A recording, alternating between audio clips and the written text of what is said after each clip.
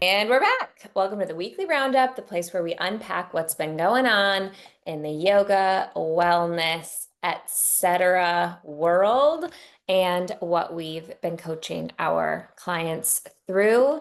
I am Bridget. I'm joined by my fellow coaches, Carol, Shannon, and Josh, maybe soon to be joined by Coach Terry. And we've got all sorts of topics on the docket today, but I think Josh wants to kick us off. So take it away. I'm on a rant. I'm on a rant this morning, so heads up. I was listening to some Jim Rohn this morning, and sort of a famous, infamous line of his is uh, he defines something as easy if it's something that you can do. If I can do it, then it's easy. And then someone asks him, well, how come other people don't do it then? He says, because it's also easy not to do it. And it kind of tied into a coaching principle that we have, which is as coaches, and when I'm training coaches, we're always looking for what's the highest impact thing that'll move the needle the fastest that's within your capacity. In your capacity being you can do it. Capacity being time, money, energy, knowledge, etc., etc. That's what you're looking for. If you're working there and you're doing something, you're going to get results. Like it's actually, it sounds so simple because it really honestly is. And the number of times that we see or have people come to us, especially in the beginning, asking questions about all of this minutia, all of which matters. None of it's wrong. None of it's bad. None of it doesn't need to be dealt with at some point in time. But it just, in the bigger scheme of things, often is completely irrelevant. It's just, you're just busy. You're not actually being productive. Um, so the reverse of this is like neglect has killed more businesses than failure of doing something. And I know you guys were going to spin it in this direction too, but I was thinking a lot about a couple studios I'm working with over the past, 8 months to a year. We started the conversation where they're like, I don't like this AI thing. I'm not using AI at all, but I need to promote my studio in this way, but maybe this, that, or the other thing. And they're just like, it's like swimming upstream. And then in the two use cases here, AI is the least relevant detail, but ties to this like I can do it piece. One of them sort of embraced the fact that they can use this for data aggregation. They've used it now for recording and transcribing all of their classes in their studio, and then using that to analyze that to see if the person is using operative command, because one of the conditions of being a teacher at their specific studio is that they teach in operative command. Like that is the whole brand. And so now when they sit down with the teacher doing sort of a feedback session, evaluation, mentorship, whatever, they can be like, here's 10 of your last classes, and here are the places that every time you lose operative command, or how often you're like pulling that out of it. And now you have a way more objective data piece. And they were reporting back to me just that one, amazing to do that because the level of effort to record that on your own is basically impossible. But two, just that it like opened up this whole door in their mind of what's potentially there, like what is actually within their power.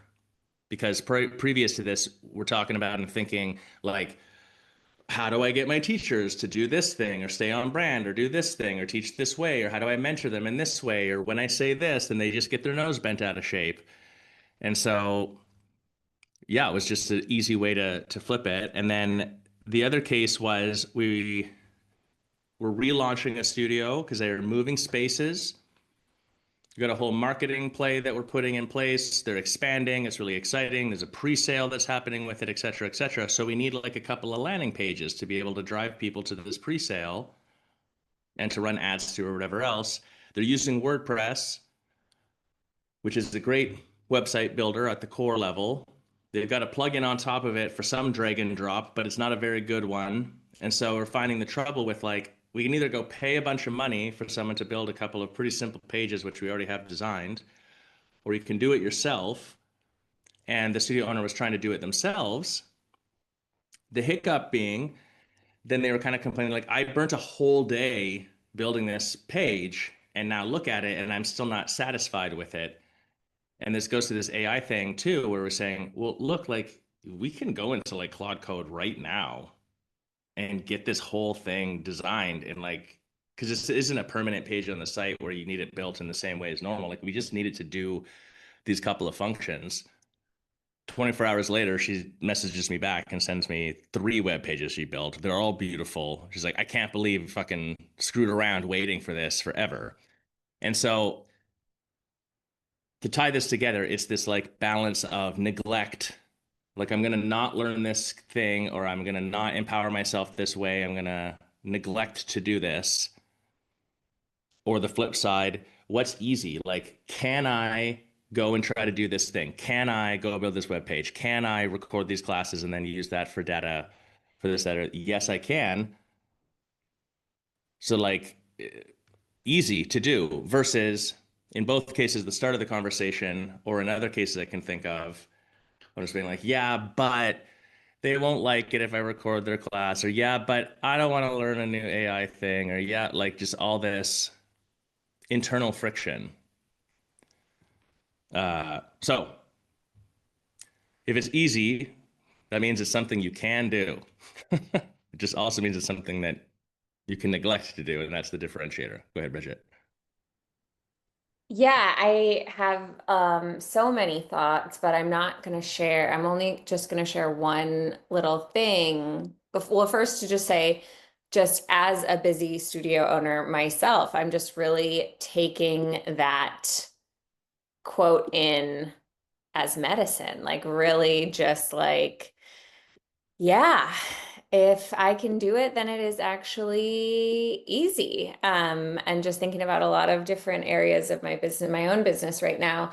But I wanted to share this story. So I come from a long line of entrepreneurs on both sides of my family, and um, the part where you said, Josh, that neglect, kills more businesses than lack of skill or anything like that. And I just think that is so true.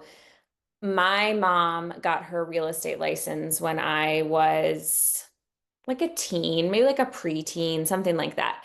And in her first year, she was like the top real estate agent in her like collective or cohort, whatever it is. She worked for like you know how they do it. They like are kind of their own business, but they work within like, Edina Realty or whatever it is. Anyway, she was Cult. I think the word you're looking for is cult. it's a cult. Yes, exactly. She was the best in cult. Realtors. Yeah. And she was like this newbie real estate agent with like no connections, and she was like the top salesperson or whatever in her office or whatever. And someone said to her, like, wow, Colleen, that's amazing. Like, of the calls you got, like how many, how many people did you call back? Or like how many calls did you take or whatever? And she was like, I called back like I took every single call that came to me. Like, what are you talking about? And I was raised like that so much that like it didn't even, I was like, yeah, of course you called back everyone who called you. Like, what are you talking about? But you do hear this all the time, and I don't blame anyone for being like this. This is probably a more normal way to be. But you know, you that's what not neglecting your business looks like. Is like answering every email, like returning every text, following up every lead, like taking every opportunity you have. And so yeah, so I love that story about her. And yeah, that's all. I'll stop there. It's so simple. Like, how many calls did you return? All of them? I don't understand the question. Yeah. I think that that is the level of differentiation too that we're talking about, that I feel like one of the progressive things that I see happen over time, like the growth of an entrepreneur in coaching, is this piece where like the entrepreneur who's really succeeding picks up every call or returns every call or whatever, using this analogy, and the one who's new says, yeah, but I don't work Saturdays. And even looks at it like, why would I return these calls on Saturdays? Like, I don't want to sacrifice my life or my well-being or my whatever else. Like, I don't want to be part of the hustle culture. They like build this whole construct of negativity around it to block themselves from doing it even instead of finding a way to make it all work. But just that is this thing that I see shift where you're like, no, if I want this, then I would have to take the action to get there. If you're gonna climb the mountain, you gotta tie your boots up and start hiking. Like that's it. For Go sure. ahead, Jerry. Hi, everybody. Sorry, I'm a little bit late.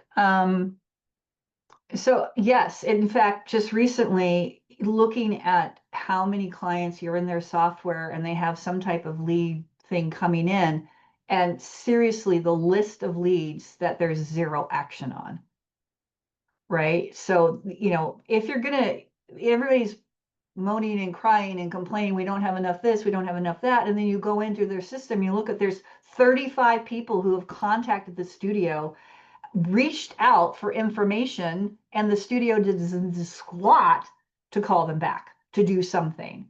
So, and that is such a simple thing. And so many softwares now have some type of a lead gen, but guess what? Somebody still has to look at it. Even if you have an AI agent saying, hey, we got your request, someone will be back in touch, someone still needs to be back in touch. And I think that that's the other thing is like if you're complaining about something and but you're not taking the action to do it, it's kind of going into what you say. It's like, well, whose fault is that? Shannon. Yeah, I feel like sometimes as an entrepreneur, you just want to like bury your head in the sand and just be like, nothing, none of this, I can't do any of this. And the reality is, you always have a choice. The simplest action is the best action, and what's going to move the business forward. And that might be just calling somebody back. That might be calling a lead back. That might be answering an email.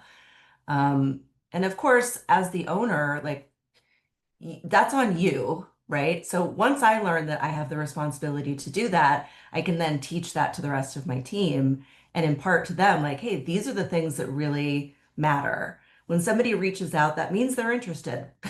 So it behooves us to sell them the thing. They are here in front of us. I think this kind of spins into something else that you guys were talking about before we jumped on. So maybe taken into that direction, especially like a new business often is sorting through, like it's a natural progression of things. They're sorting through like, oh, this yoga teacher wants to offer this class, or how do I do a workshop, or do I rent my room, or whatever. I've got a new therapist on staff. Like they said they want to get paid more. How do I negotiate this? Like just all this kind of basic stuff, all of which must happen. But very often, and I'm using a newer business as the example because it's so obvious. It's not always a new business though. So if you're been in business for a minute, this might still be applicable.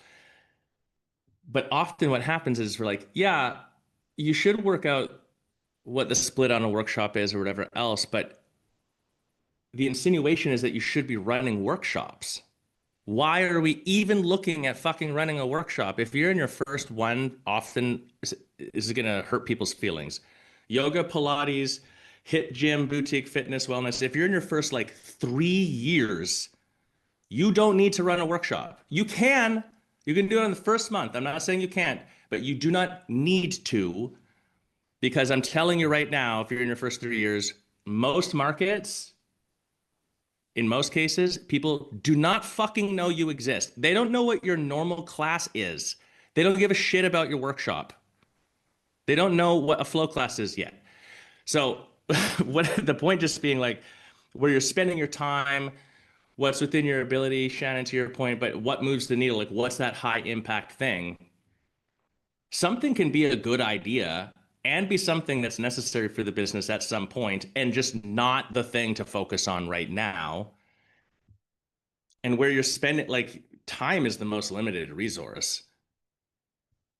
The If you're a studio who's a business that's struggling, or even not, your business is doing fine, you're doing 500,000 a year in gross sales, you got some team, you pay yourself a little bit, But you're asking the question, how do I do 7 figures a year in a single location? Or how do I go from one location to 5?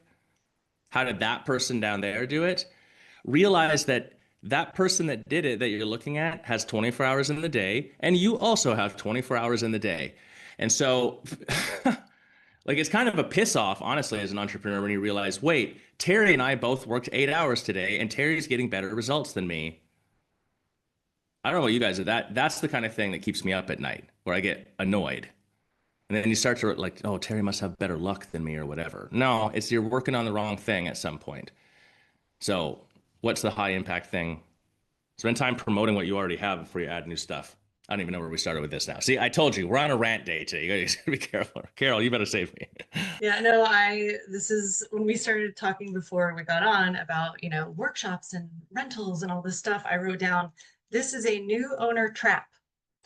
This is what all of these new people get into because they're like, oh, somebody wants to do this and they want to do that. And so this is where I can appreciate someone wanting to call every person back.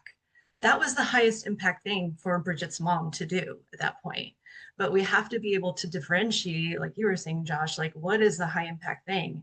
And a lot of times we're really busy, but we're not actually working on the thing. So this is where I do feel like there's validity in saying, I'm not going to take calls on Saturday. I'm not going to, whatever it is, like, because that's where we also find a lot of owners that we're working with is that burnout moment where that's like they have done everything, they've taken every call, they've called every person back, maybe it's still not moving the needle because something what Terry was saying, like we haven't called any of these leads. Like we need to dive deeper and figure out what the thing is that's going to make a difference. But I have a hard time with like I'm feeling very fired up because I'm like, you don't, just like Josh was saying, you don't have to do every freaking workshop and you don't have to do those things. We have to protect your time as an owner and know well enough what is going to make the highest impact. Shannon, go ahead.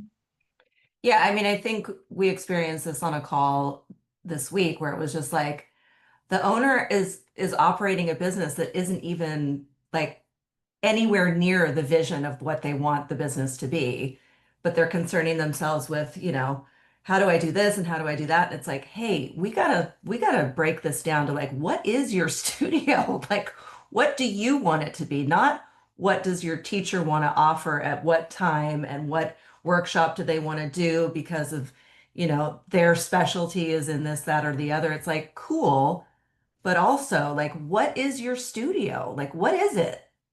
If you don't know what it is, and if you know what it is and it's not what you want it to be, that might be why people aren't coming to find you. Hard truth. Love the hard truth, Shannon. Yeah, I worked with a client several years back, and when we first started working, they didn't like what I said. Go figure.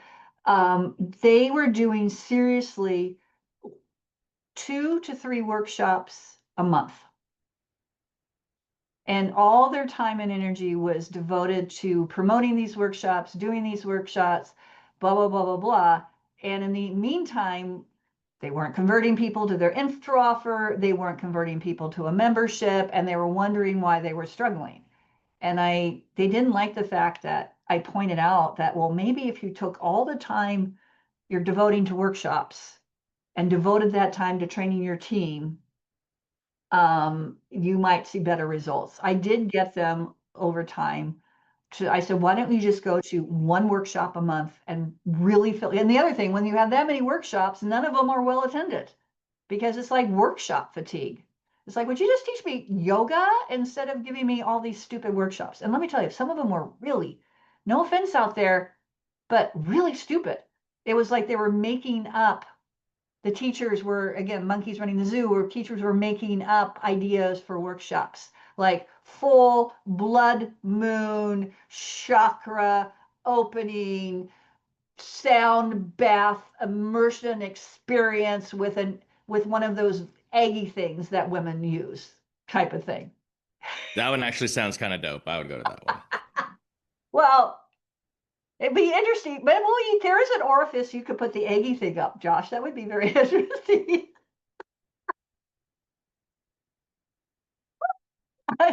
I mean, I'm not going to discriminate, Terry. Oh my God. Didn't think we were going down this rabbit hole today. Not surprised. Go ahead, Bridget. I don't even know if I remember what I was gonna say. But no, I do. I just needed a moment to recover there. Thank you, Terry. Uh, okay.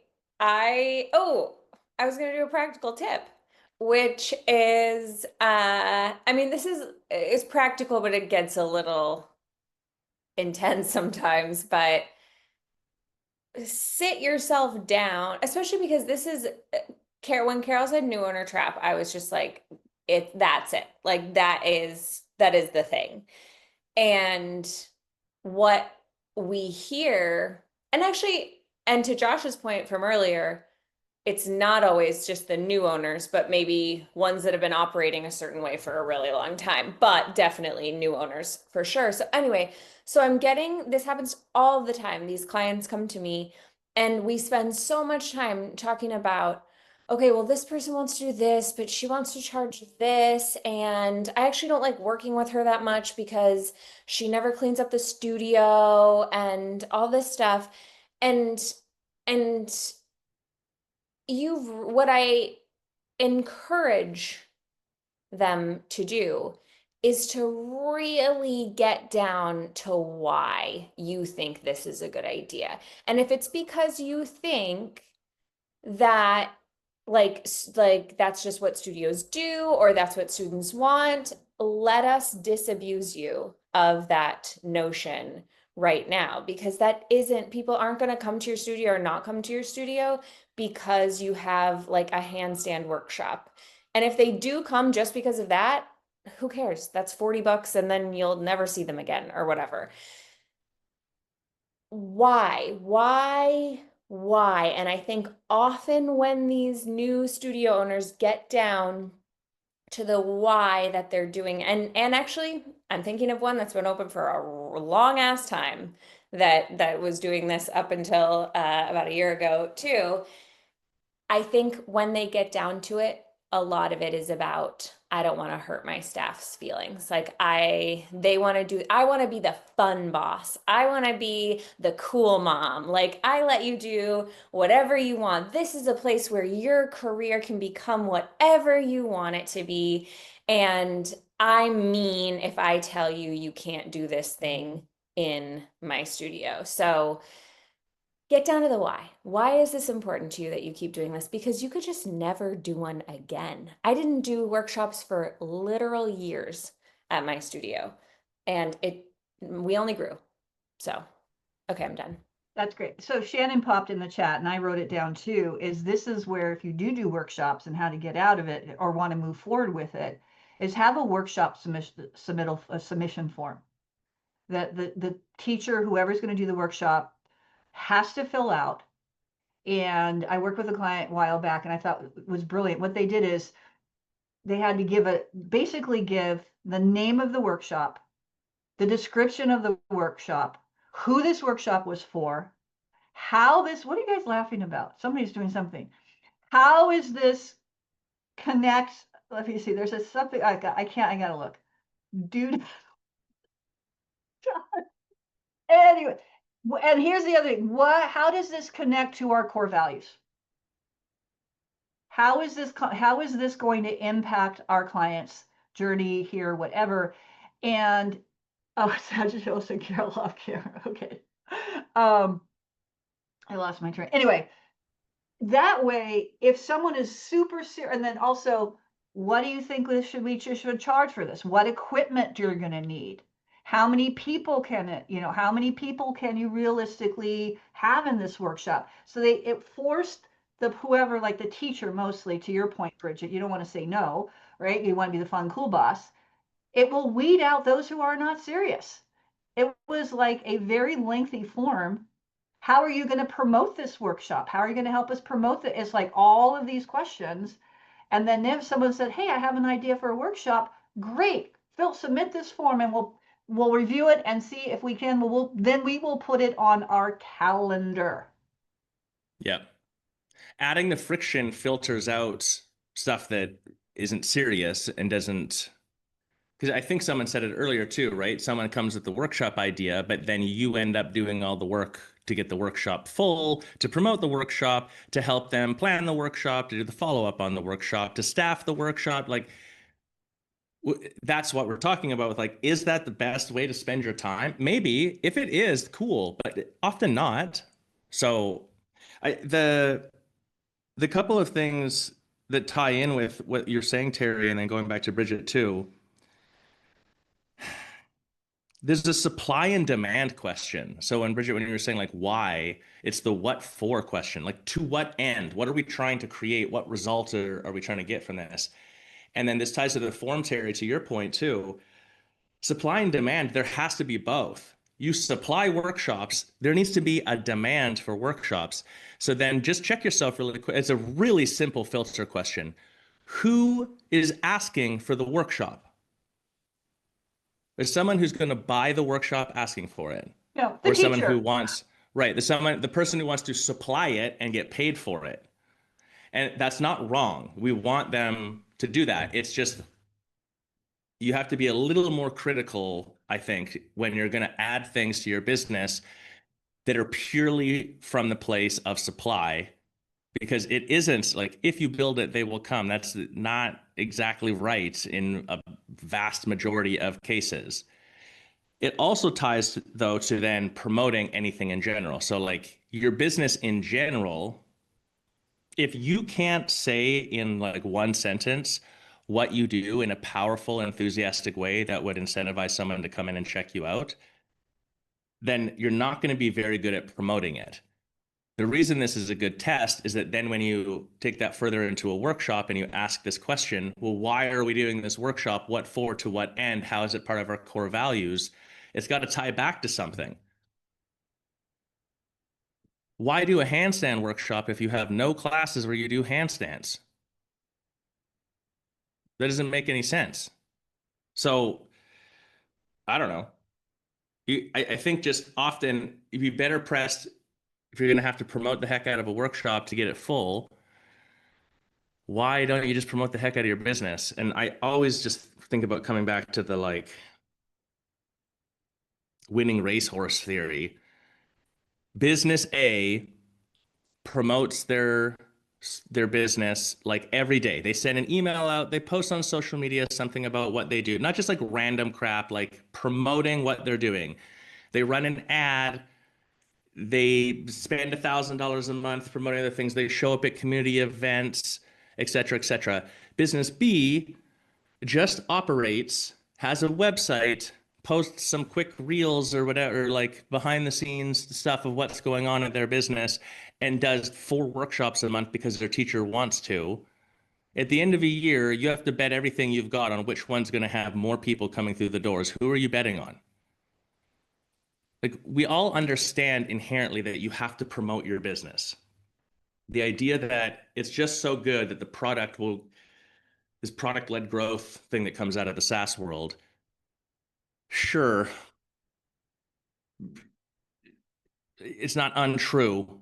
Perfect product market fit means you grow without promotion. But realistically, and this hurt my feelings, I was totally drunk the Kool-Aid. I was the best friggin' yoga teacher. We were the best classes. I had the best cleaning business in all of the lower mainland in Vancouver when I was 22 years old.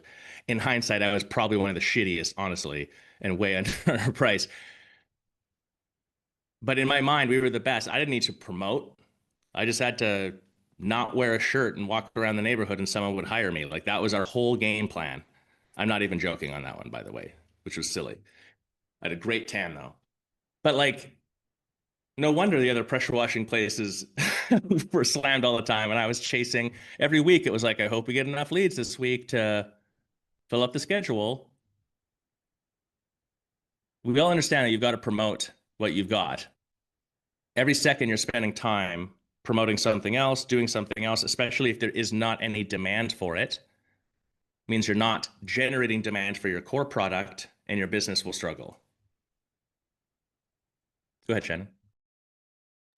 It just brings it all back to being really clear on what your actual business is. If you're the entrepreneur and it's your ship and you're driving it, but you're just like throwing shit against the wall to see if it all sticks instead of working with, some sort of plan, but also knowing where you're going.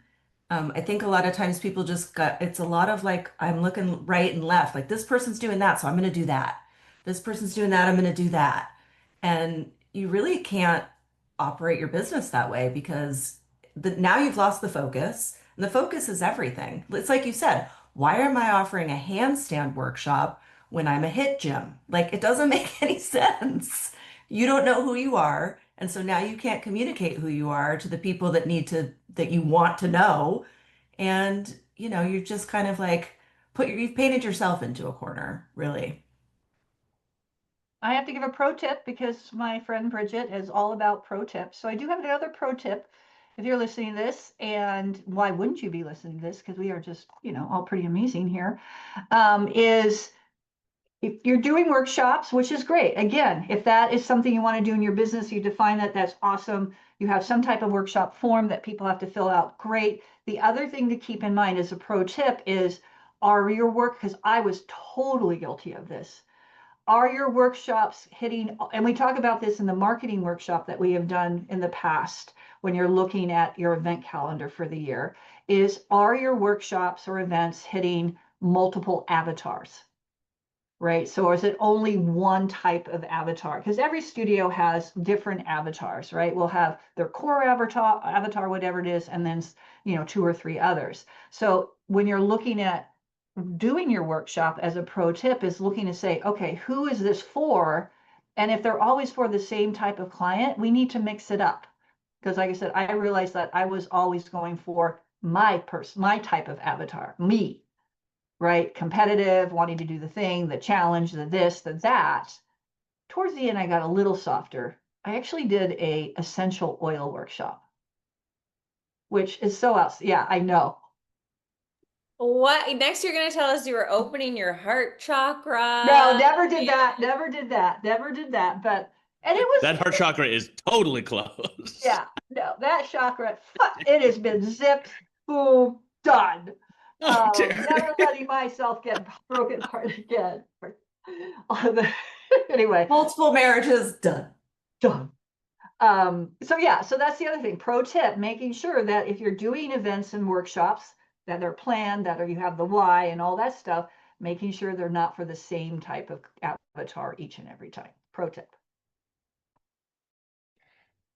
I think the thing is coming up for me as you're saying that, Terry, is like a kind of a simple question that you might be asking listening to this too is it a legitimate strategy to just let the quote pros in your business? Because if you're a service-based business where you have the space and the brand, but then the people that you're hiring may or may not be subcontractors, but they're coming having been educated from another source, and they may have even developed some of their own methodology. Yoga teacher, Pilates teacher, HIIT teacher, physical therapist is a really good example. Therapist.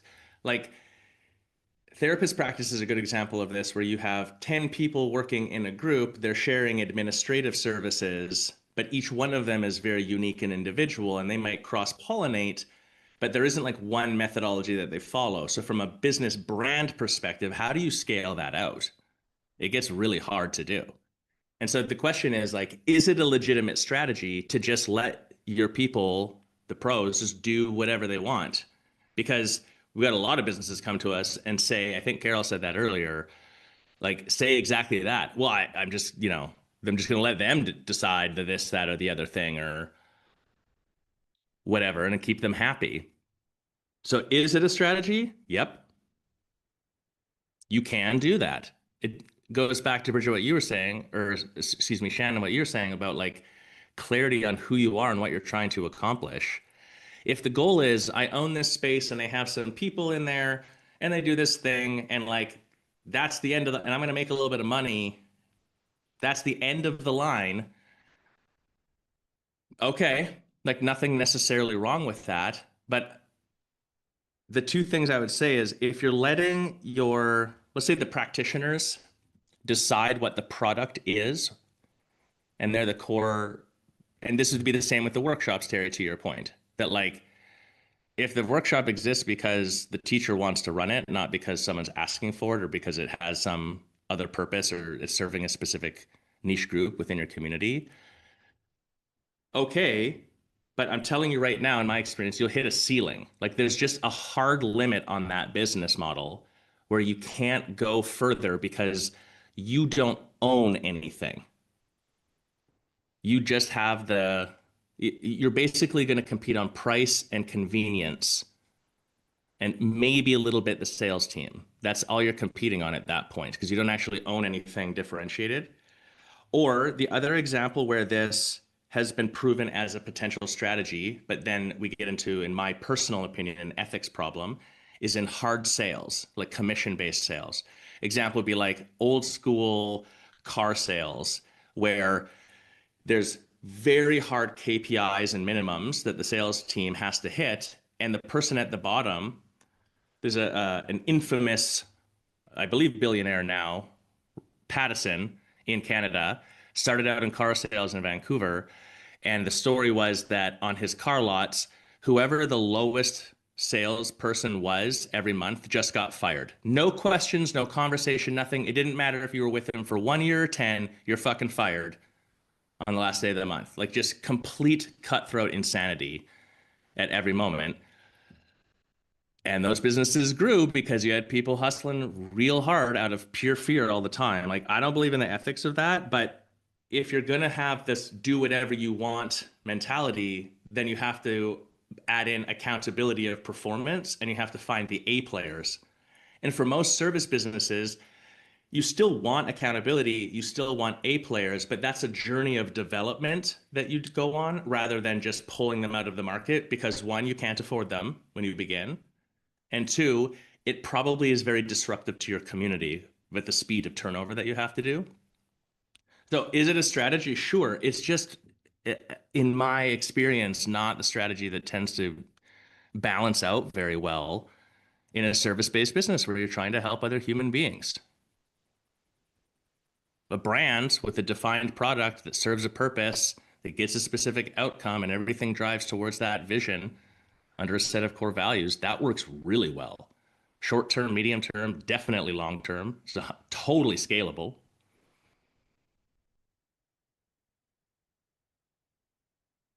Go ahead, Bridget. Yeah, this reminds me of something I was thinking about earlier.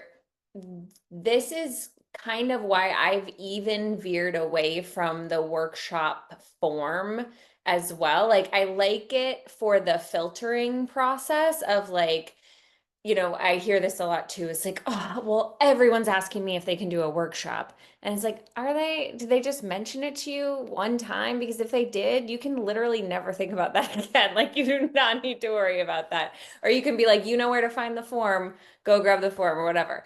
But I have even moved away from the forms because of this thing, which is like, why am I going to put my name and brand on your workshop and like your thing? So, okay, so you fill out this thing and you tell me, whatever. And I really I do not ever ask them what they think they should charge, or what they think we should charge. What I often will ask is, okay, well, if we did do this, depending on my relationship with them, I'll either say, this is how much I could pay you for this. Or if I have a closer kind of, I trust them a little bit more in that way, I might say, what do you need to make from this to make it worth it for you to do? And then I worry about what to charge people. But yeah, like really thinking about if someone does come to you and say, like, I really want to do this Kundalini, rising workshop or whatever. I don't really care if you fill out that form absolutely perfectly.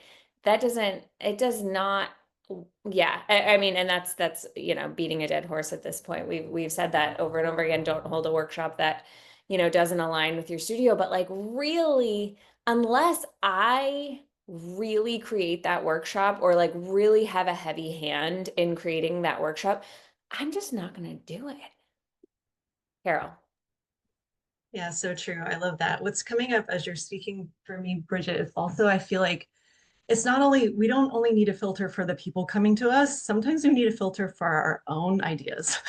Like, hey, we should have food trucks coming in and do like a juice bar over here for like what, you know? And so as long as you can answer the question and you say like, okay, maybe this is a member appreciation event or whatever it is, we'll get lead gen, or maybe it is for making money. But if you can define that and put it through your own filter, then you'll be more successful too. Because if you don't have an answer to that, you're kind of just putting money and energy and effort into something that's like, yeah, it might be fun, but what's the purpose? To what end? So that's what's coming up for me. Like give yourself a little filter. Go ahead, Josh. Oh, you're brilliant, Carol. This is exactly where my mind was going with it too. Like just fuck, you gotta come up with rules for yourself, but for the whole business, like by extension, and just say no to everything else. If you want to get yourself organized with time, like then you've got to get organized. The summit's coming up in a few months. We're sold out in one spot, but we're going to have a few more slots opening up soon. So if you're interested, definitely get your name on the list right now. But this is what we're doing at the summit, is like planning your whole next year, but not just like, this is a good idea, let's try this or that. It's figuring out what actually friggin' matters for your business. What are you trying to hit as a target?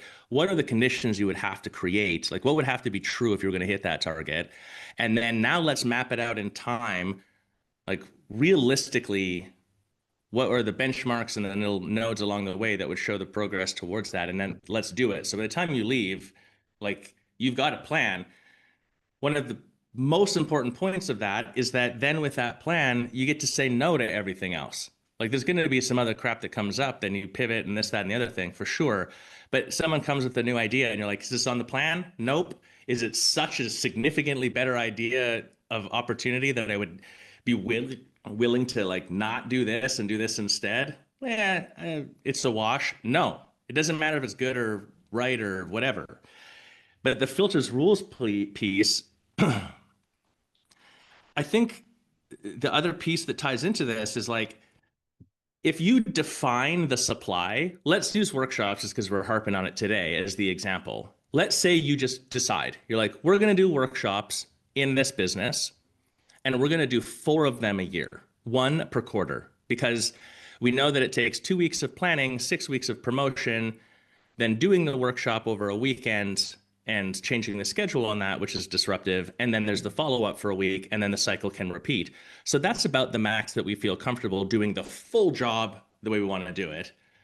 We've got 4 slots. Then you've got to fill out this form to apply to do the workshop, or Bridget, to your definition, like find a different path for how that looks. And that's it. When they're full, they're full. Because I'll tell you what, the other thing about supply and demand is when there's limited supply, the people bringing you a workshop idea, like they're not going to just in passing be like, hey, I was thinking about doing this workshop about big toe flexibility.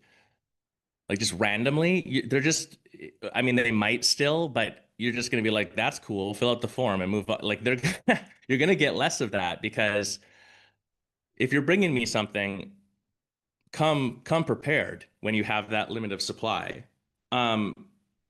The other thing here, and this is more like an energetic piece to all of this, and it ties, Carol, to what you were saying, of even for your own filters. If you have the right filters that you're going through, it lets you not spend time getting distracted going down the rabbit hole of the idea. I could bring you a new workshop idea every day. If you sit there and just consider it for even 30 minutes, or we just talk about it after class for 20 or 30 minutes, that's not a big deal one-off, but it is a big deal over the course of 20 teachers and a whole year of time, and eats up a lot of your like mental capacity. And then you're not spending that time doing something else. It's the idea of, if I offer you a gift and you just don't take it, who holds it? Who holds the burden of the gift? I do, because it's still in my hands. So part of the filters is to create space and for your own thoughts. Hey, look at that thought. It came up. Maybe I should do an airplane yoga session, or whatever wild idea comes in my head this week.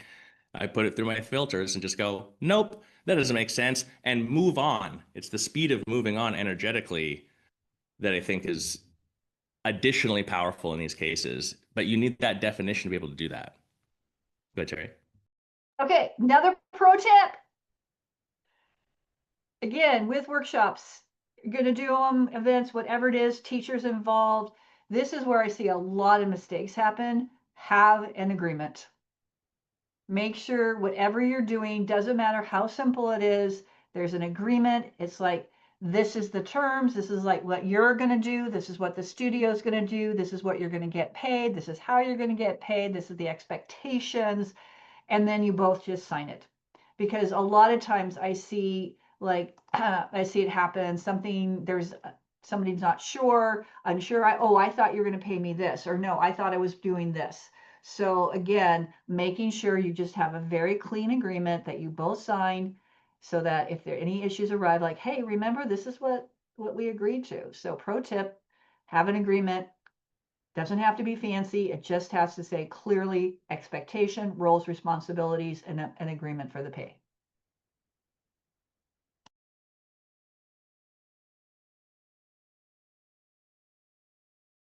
Well, mic drop. I'm loving the pro tip stuff, Bridget. Thank you for bringing that to us, because I love a practical tip. we love a pro tip. Um, Well, Josh just kind of disappeared. anyone else have anything on workshops? I think we kind of beat that to the ground. We really. Oh! So I hope everyone's feeling really good about every workshop they've ever done. I'm trying to remember some of the other things we were talking about. Does anybody feel inspired to spin to Can we spin to our favorite topic? oh, sure. Is it Staff- personnel? Personnel, personnel. So in conversation with a client where there was, and this is a real hard one, because again, as we always say, people will people. I love when Josh says that, people will people, and how to deal with these issues that arise with your staff is their situation, person A, person B, person A teaching, person B front desk. There was a little bit of, the teacher was like, why haven't you done this on the SOP? And the desk person was like, well, I just haven't gotten to it. And then, so the teacher went over, got the iPad, it was the music, turn the music on. The doors hadn't opened. And then the desk person took umbrage to that, kind of walked over, pulled the iPad from the teacher's hand. And then there was just a difference of what transpired after that. And I've decided that it's an issue where they each heard their own narrative. And that's so true. It's like, I say A, Josh hears B, right? And it's neither one of us is lying. It's just that, no, this is what I said. No, this is what you said. So it's become this whole big thing. And now got to the point where the owner, I suggested, talk to both parties, and she had conversations still bubbling.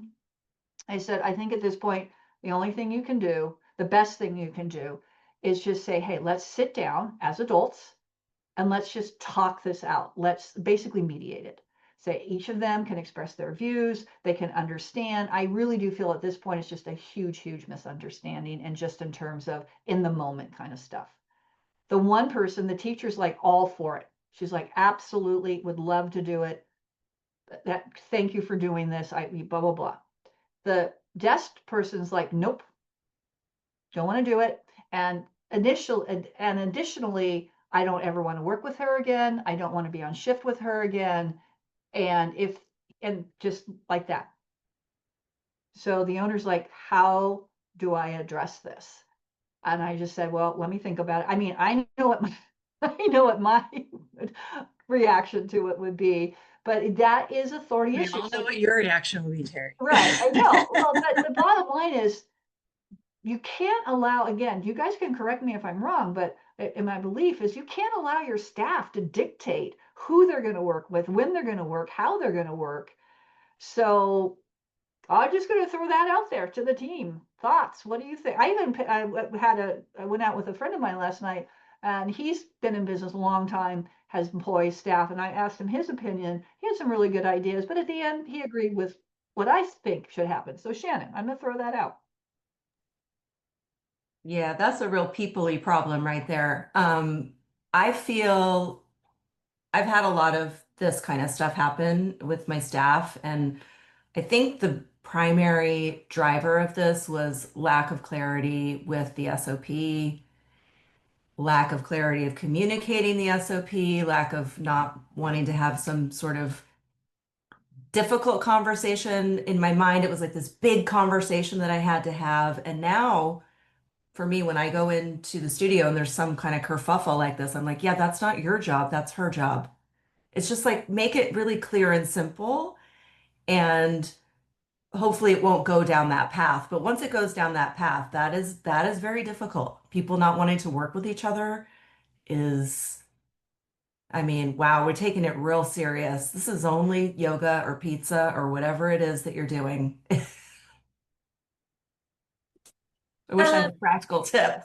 I, I probably lean more towards Terry's side of things with personnel stuff. I do tend to just be like, okay, well, this is the job. Bye. Like, I don't, to me, that is so interesting, Shannon. I'm trying to sit back and be like, oh, did I read this wrong? Because to me, this is not, I mean, of course, there might be a small SOP issue here, but like grabbing things out of each other's hands is so beyond what is acceptable in a workplace. Maybe I'm overreacting. To me, that sounds like child behavior. Or like, honestly, I was like, what situation would I do this in? And I was thinking only with my sisters. Like, only with my sisters would I behave like that. That's the only other adults that I would. And actually, my sister's name is Shannon, or one of them is. So I love seeing our names next to each other or hearing them next to each other. It's very satisfying to me. So I think this is total bizarro behavior, and it's hard because there's two people involved and you weren't there. So like it's her story against her, or, like, it's her against her or whatever they say. Um, I think that it doesn't really, if the owner has already decided that a sit down is necessary, I'm sorry, but who gives a fuck if the front desk staff doesn't want to do that?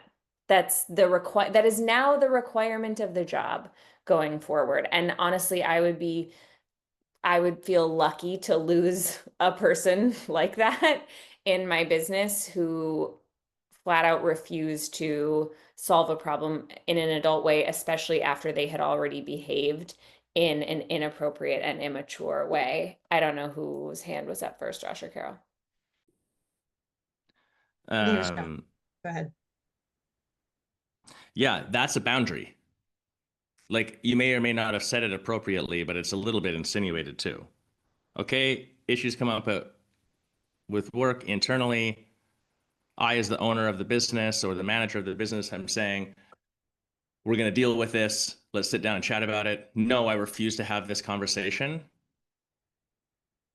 Then what am I supposed to do here? Like the boundary being, a boundary is when this happens, I will do this thing. When people on my team get in a altercation at the business and then both come to me, I will call a meeting and act as a mediator amongst all parties involved. Then you're not going to participate with it. Then like, well, then I will not have you on the schedule anymore because I can't put you in the bit. Like, it's not about you. It's like, what else am I supposed to do? And so I don't know. To me, that's the thing that cleans it up. The hard part with this always is like, you're not responsible for their emotions. Staff that you tell them to do something, they don't like it. Like you're not responsible for their emotional reaction, but that doesn't mean that your workplace should ever be disrespectful or unprofessional. To me, that's the line. Like I'll say it harshly, Bridget, to sort of off the back of what you're saying too. Like I don't care if you like this or not. Actually, I do because I care about you as a human. But like we're going to be respectful and professional in this scenario and it's my job to hold everyone accountable to that standard, that's it. Like, because who else is going to do it if I'm managing the whole thing? The only other thing I would just add in here is, to me, often these things come up, and more in my experience, the studios and the businesses that experience this repeatedly, it highlights a general cultural issue on a core level. Like the specific instance isn't really the problem. It's asking that like systems level question, like how is it possible that we exist in a paradigm of operation where this kind of thing is able to take place in my business?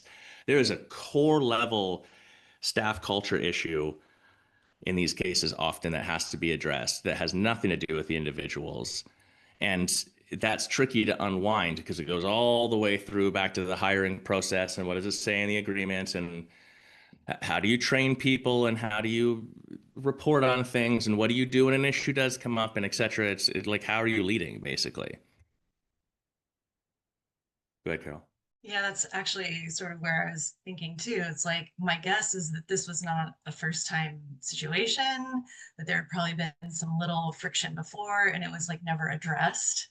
And so like this goes back to like what is the protocol when you know that there's friction between staff members, and how do you even deal with it before it becomes into a situation like this where now you're like, well, you won't even like want to work with this person anymore, like what the fuck. So that's where my mind was going. And I had a kind of a practical tip. This is a really good reason to have cameras in your studio, because sometimes if something like that happens, you can just be like, let's check the footage and see what actually happened. So, you know, it's helped us. I was going to suggest that, Carol. So thank you for saying that, because that I think would have avoided a lot of, it's like then the owner can clearly see what happened. And I do believe there's accountability on both sides. I do believe. And so yeah, so again, thank you for that, because I think that is huge. That's why you have cameras, so that you can, if you're not there, you can actually see what happens. We also have, you know, the ability to, the incident reporting is something that I started doing a couple of years ago, where everything really needs to be documented. And that also filters out this sort of like drama piece where it's like, well, I just don't like her. And it's like, cool, that's not my problem. I'm not also not, I mean, yes, mediate, but like hold the space for your business, but also like, I'm not a referee in your personal like relationship with this other person. Like, you're an adult, they're an adult, you have a job to do, and grabbing something from somebody isn't part of the job. So, like, let's be really clear and honest and just call it out as we see it. Like, what is happening? I had this issue with a teacher and a front desk person, and it was like they just kept reporting on each other. And finally, I just said, guys, this is not working. This is not working. So I'm going to remove you from this position. I'm going to move you over here, and that's it. Like, I'm done. And it's hard to make that call for sure, but I'm not your mom. I'm not your therapist. I'm not the judge, the jury.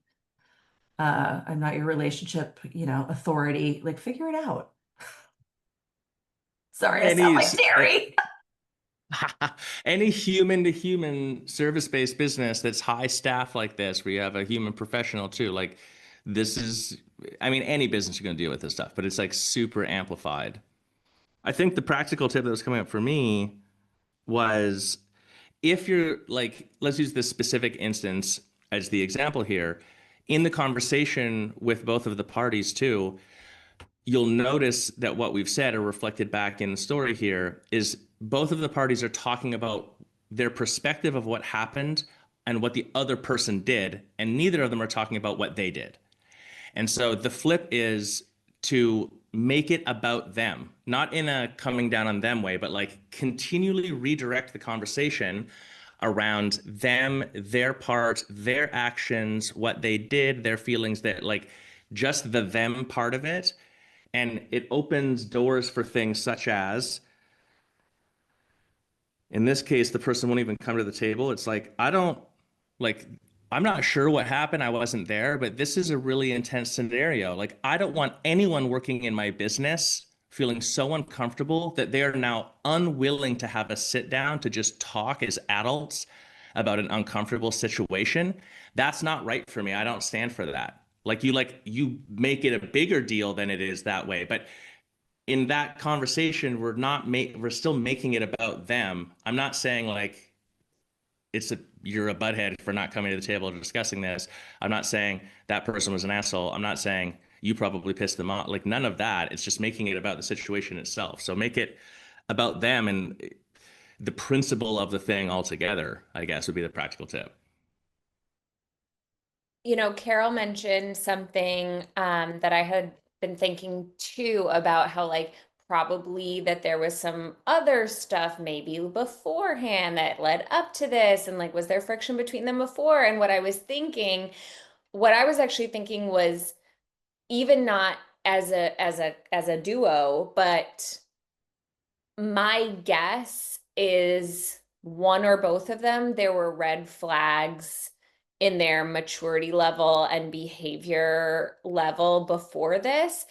And so this is a skill that I have purposefully honed over the years is when something like bigger than I want to happen in my business happens, whether it's an altercation or like a big betrayal of some sort, a violation, I go back and I say, where did I ignore red flags before? Where did I ignore my intuition before about what kind of a teammate this person was, what kind of an employee they would be? And then over time, you get better at noticing those earlier, and hopefully you start noticing them when you interview them or when you have them send you a video of themselves, like a 2-minute intro video. And this is totally something that you can build as a skill. People talk about intuition all the time. That's actually a skill. The intuition itself exists anyway, but you believing it and using it in your business is a skill you have to hone. And this is exactly how you say, oh, whoa, this is way different than I want my business to be. What were the things that I ignored in the past? That's been very helpful. Yeah, that goes into panic hiring, right? We often see that when someone makes a panic hire, they're like, oh my gosh, someone quits, I have to, and the first person that is reasonable. And oftentimes that can really come back to bite you. Sometimes not, but oftentimes it can. So if that is a situation, I would caution, just like take a breath, figure out how to cover it with your existing staff. And if that means you might have to step up for a while and cover the front desk or cover some classes, better to do that than and take your time and find the right person. I had a client that she did a panic hire, and she 3 months later, after a lot of time, a lot of training, realized she ignored some red flags because she was in that panic mode, ended up having to let that person go. And she's like, never again. So that's the other thing too, part of this too. If you do have to let someone go, don't fall into the trap of a panic hire. Take your time, figure it out. Because the other thing too, and I think this often happens, if someone is let go for whatever reason, oftentimes, because you're right, there has been stuff brewing in the past. They have filed incident reports. So all of those things you guys were talking about, the red flags and things, is oftentimes if in a situation like this, and you guys can speak to this perhaps as well, is the rest of the team can almost feels like breathes like a collective sigh of relief, right? Because if there's a problem person, like it's like, right? And then what a lot of studios owners will find is then people are willing to step up and say, yeah, I can cover that for a little bit. I can do that. I will help you out here. And it may not be as bad as you think it's going to be if you do have to let someone go. So another pro tip, avoid panic hiring. I don't know. I think you should just run a bunch of workshops. They'll solve it. And hire Yeah. anybody who Yeah. walks in the front door. That's actually what I would do in this case. Just go to both of those people and be like, look, I have a solution. I want both of you to run a workshop in the next month. And it was just, Please fill out the Just- workshop form. Please fill out the please fill out workshop form. forms. Here's the contracts. You're gonna make 10%, the studio's gonna make 90%. We're not going to look at the cultural handbook. We're not going to define things. We're not going to get better at the mentorship process or More training or workshop. conversation. We're gonna solve Workshops. this the old-fashioned way with just running a bunch of workshops. Or actually, having just rewatched The Last Kingdom, we're gonna make the square. You guys ever watched Last Kingdom? I've never seen that. Oh, well, if you like the sort of Viking, lots of sword, it's right up my alley. Like Maybe it. I love it. No, I don't. So making the square back in the day was you would make it, and then the two combatants would either fight to first blood or fight to the death. And that would solve the conflicts. Like, here's how we're going to solve this conflict. Make Employee the cage match. square. Yes. Can you imagine? Can you imagine if that's where all HR of the future goes? It's like Make the square. once AI takes over HR completely, I think that's exactly what's going to happen. It's going to conclude. It's like, okay, look, we're at the end of the line, crab wrestle. Whoever survives wins. Carol's face. She's like, what in the world What is going going on? Carol, what is your shirt? Beyonce. Oh, it's Beyonce. Oh, very cool. Very cool. I just kept seeing this like floating Sorry. head. I know it's a little weird on camera, but she's the queen.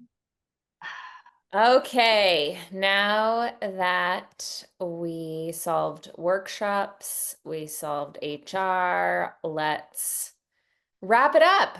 That's a wrap on this week's Weekly Roundup. Tune in every Friday and make sure you subscribe to the show on Spotify, iTunes, YouTube, or wherever you're listening from.